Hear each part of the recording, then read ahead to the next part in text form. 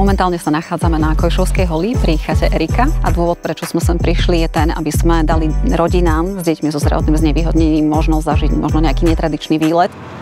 Čau.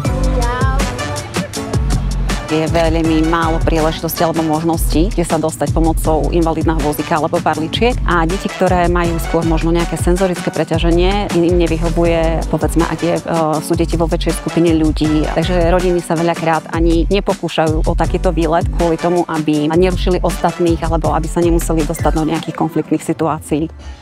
Sme radi, že sa takto dostaneme aj na také miesta, kde by sme sa ináč nedostali, pretože žijeme medzi kopou betónu s rôznymi starostiami, čo sa týka aj starostlivosti o Maxima. Aktivity, ktoré Platforma rodín realizujeme aj pre rodiny, ktoré prichádzajú z Ukrajiny. Спочатку було важко, тому що у нас в 3 роки у Марчика був прогрес, він почав розмовляти. А коли приїхали сюди, 3 місяці він постійно плакав.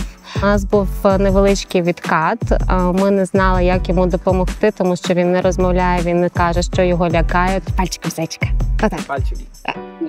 Tieto podujatia majú komunitný charakter. To znamená, že ideme spoločne vo väčšej skupine a taká tá možno neistota alebo nepríjemné pocity z toho, že niekto pozerá na naše dieťa alebo niečo sa udeje, sa tak rozdelí do tej skupiny.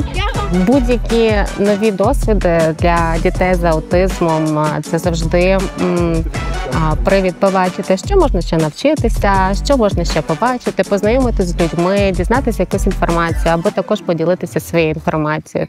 Даша має 7,5 року, теж має спектр аутизму. Ми тут уж 4 роки. Допомагає спілкуватися, соціалізуватися. Платформа родин дуже нам з цим допомагає.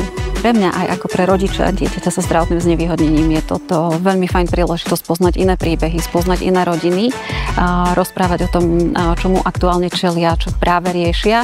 A je to taká veľmi fajn, neformálna príležitosť na to, aby sme poskytli nejaké informácie rodinám, ako môžu ďalej so svojimi životmi nakladať, ako sa rozhodovať a podobne.